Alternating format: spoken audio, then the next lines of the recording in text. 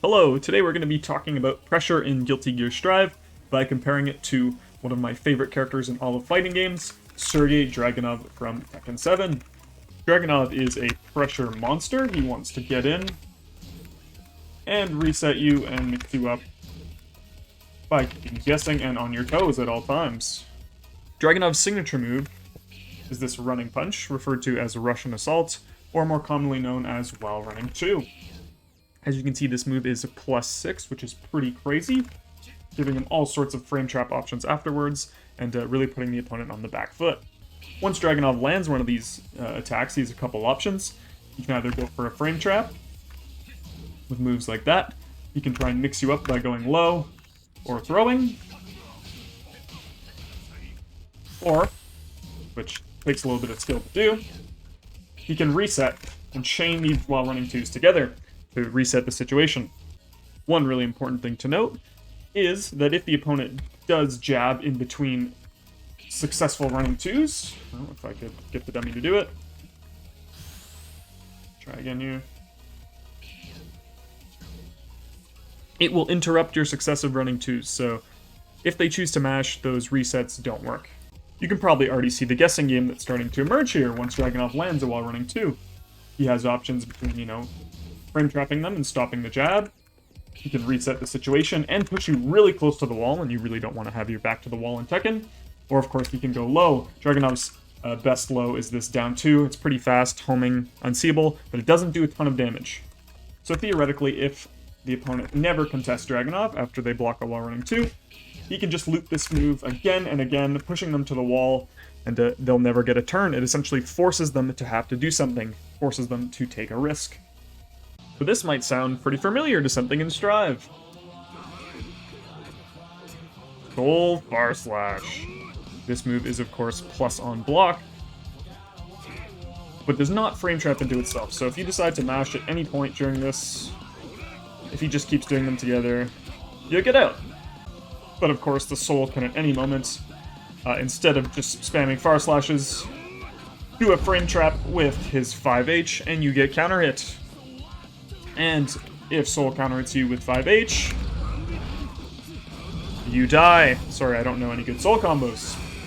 But yeah, you're going to take well over half your HP for that. So with that, we see Soul having aspects of a great pressure character, and some really strong counter hit tools. Or very little execution, because you can just hit Far Slash to make shit happen, and hit Heavy Slash whenever you want to frame trap them. So that's pretty good, and very similar to the stuff Dragunov has.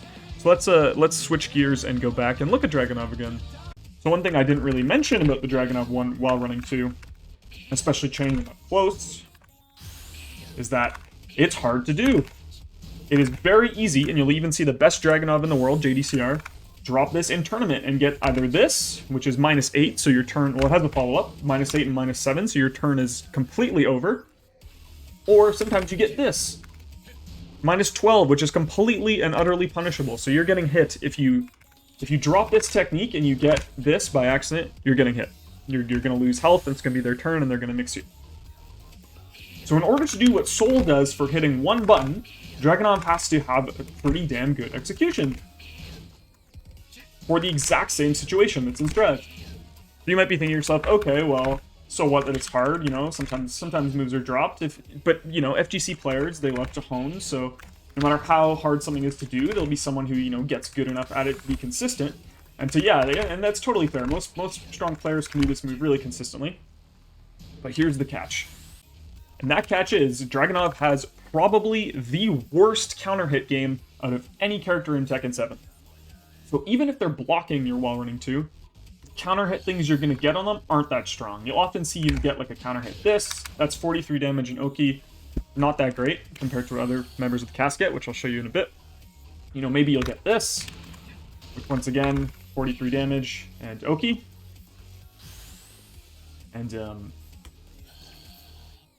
like this too, so really not a lot of great options for Dragunov on counter hit compared to some of the other members of the cast. So I'll compare that to, like, say, Heihachi, who's going to have a really good counter hit launcher. So if Heihachi tags you with a big meaty counter hit like so,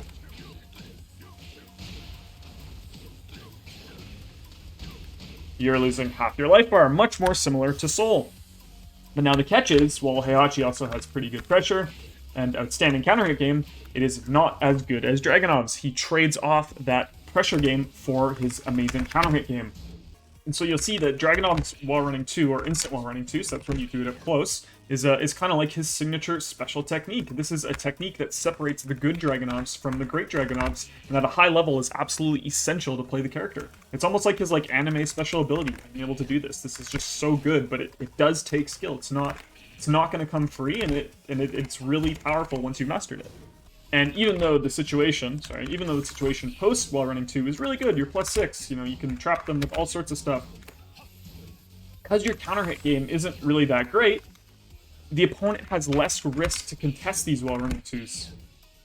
You really have to get in your head. You have to play the poking game with them. You got to throw out these low risk, low reward moves that when on hit, they don't do a ton of damage,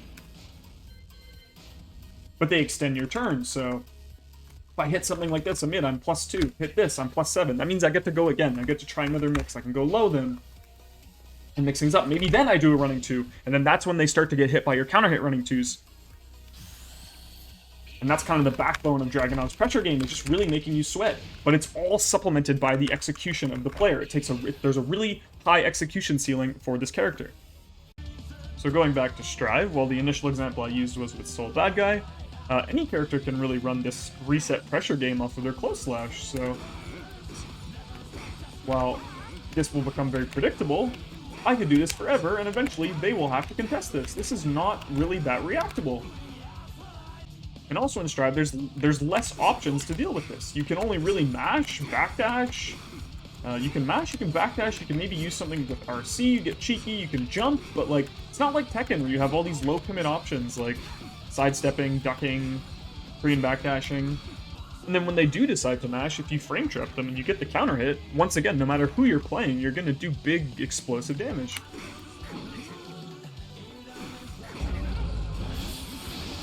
With this just 2-hit super confirm, which I know costs 50 meter, you deal half their health. So I know Strive and Tekken 7 are completely different games. They were built from the ground up with different things in mind, and of course they have different systems, so not everything can be a perfectly direct comparison like I put it off in this video. But to summarize, what I'd want to see to Strive is I want to see more advanced techniques, more like signature moves like the Dragunov wall running 2, not just being able to brainlessly run in and reset your pressure. I just wish this took skill. So yeah, that's it. Have a great day.